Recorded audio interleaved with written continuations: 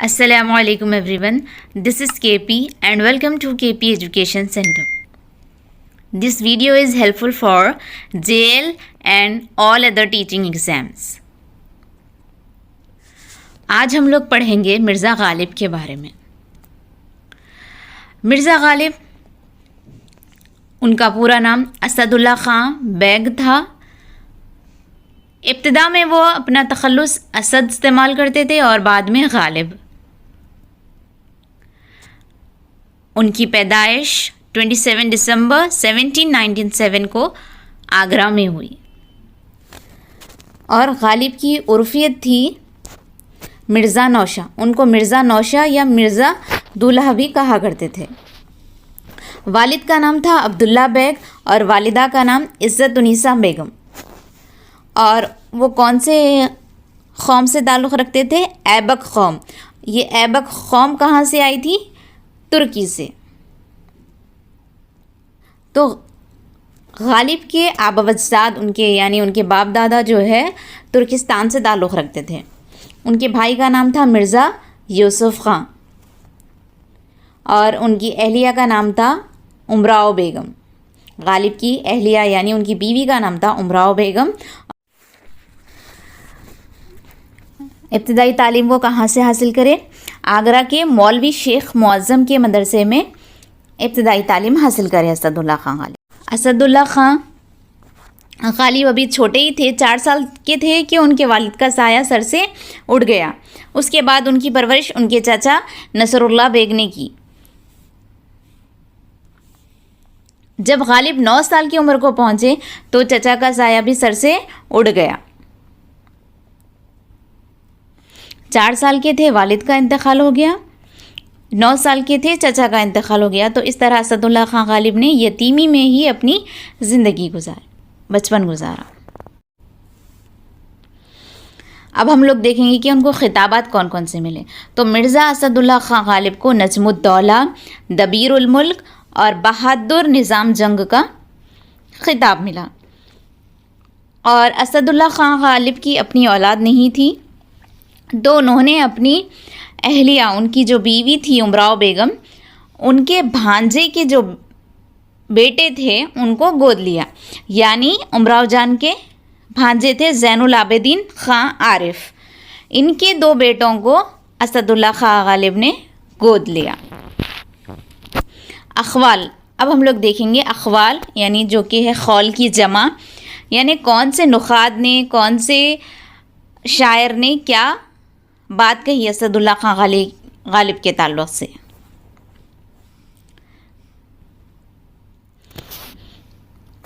तो रशीद अहमद सिद्दीक़ी ने कहा कि गालिब उर्दू शायरी को नया शऊर, एक नया नसब और एक नया उफ़क़ दिया है. तो एग्ज़ाम में ऐसा आ सकता, किसी का भी खौल आएगा और ऑप्शंस में ये देगा तो हमको क्या करना होगा कि ये खौल किसने कहा वो सिलेक्ट करना होगा. कि ये सवाल ऐसे पूछ सकता है कि किसने कहा कि गालिब ने उर्दू शायरी को नया शऊर, एक नया नसब और एक नया उफ़क़ दिया. तो हम सिलेक्ट करेंगे रशीद अहमद सिद्दीक़ी. अब्दुल रहमान बिजनौरी ने मिर्ज़ा गालिब के ताल्लुक़ से क्या कहा? मिर्ज़ा गालिब के लिए शायरी मौसीक़ी और मौसीक़ी शायरी है. अब्दुल रहमान बिजनौरी क्या बोले कि मिर्ज़ा गालिब के लिए शायरी मौसीक़ी है और मौसीक़ी शायरी है. बोले मौसीक़ी यानी म्यूज़िक.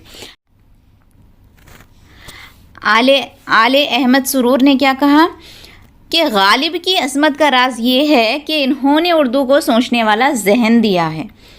आले अहमद सुरूर ने कहा कि गालिब की अज़मत का, उनकी बड़ाई का राज ये है कि उन्होंने उर्दू को सोचने वाला जहन दिया है. और हाली ने क्या कहा गालिब के ताल्लुक़ से कि गालिब को हैवान ज़रीफ़ कहा. तो ये सवाल ऐसे पूछ सकता है सवालात के गालिब को हैवान ज़रीफ़ किसने कहा? तो हाली ने. या फिर सवाल ऐसे भी पूछ सकता कि हाली ने गालिब को क्या कहा? तो हम ऑप्शन सेलेक्ट करेंगे हैवान ज़रीफ़. गालिब को पहला फ़लसफ़ी शायर यूसुफ़ हुसैन ख़ां ने कहा. तो मिर्ज़ा असदुल्ला ख़ां गालिब के ताल्लुक़ से यूसुफ़ हुसैन ने क्या कहा कि गालिब जो है पहला फ़लसफ़ी शायर है. اب ہم لوگ دیکھیں گے غالب کی پرسنل لائف. الہی بخش خان کی لڑکی سے 1810 میں مرزا غالب کی شادی ہوئی، یعنی 13 سال کی عمر میں ہی غالب کی شادی ہو گئی تھی. تو غالب کی جب شادی ہوئی وہ 13 سال کے ہی تھے اور ان کی بیوی کا نام تھا امراؤ بیگم. چھوٹے لڑکے کا نام تھا علی حسین خان اور بڑے لڑکے کا نام تھا باقر علی. میں نے آپ کو پہلے ہی بتایا ہے یہ دونوں لڑکے غالب کے اپنے نہیں تھے بلکہ انہوں نے گود لیا تھا. یہ دونوں لڑکے تھے امراؤ بیگم کے بھانجے کے لڑکے تھے، یہ دونوں عارف کے لڑکے تھے یہ دونوں، اور 50 سال تک دہلی میں ہی قیام کیا. تو غالب نے دہلی کے لیے سفر کب کیا تھا؟ 1812 میں کیے تھے اور 50 سال تک وہیں پہ رہے دہلی میں. غالب پینشن کے غرض سے 1826 میں کلکتہ کا سفر کیا اور 1828 کو پہنچے. تو غالب جو ہے پینشن یعنی وظیفے کی غرض سے 1826 میں کلکتے کا سفر کیے اور پہنچے کب وہاں پہ؟ 1828 میں، یعنی درمیان میں وہ دوسری جگہوں پر رکے رہے. غالب کا سب سے لمبا سفر کلکتہ کا تھا. غالب لکھنؤ میں مارچ 1826 تا جون 1827 تک رہے. تو ہم نے یہاں پہ دیکھا تھا کہ غالب کلکتہ کے لیے نکلے تھے 1826 میں اور پہنچے کب وہاں پہ؟ 1828 میں. تو درمیان میں وہ دوسری جگہوں پہ رکے رہے. تو یہاں پہ دیکھیے 1826 تا 1827 یعنی 1 سال کے لیے انہوں کہاں پہ؟ لکھنؤ میں رکے رہے. اور ان کی ملاقات وہاں پر کس سے ہوئی؟ میر ببر علی انیس سے ہوئی. میر ببر علی انیس کون تھے؟ یہ مرثیہ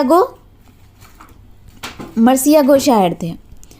گو کے معنی ہے بولنا، مرثیہ گو یعنی مرثیہ بولنے والے شاعر تھے میر ببر علی.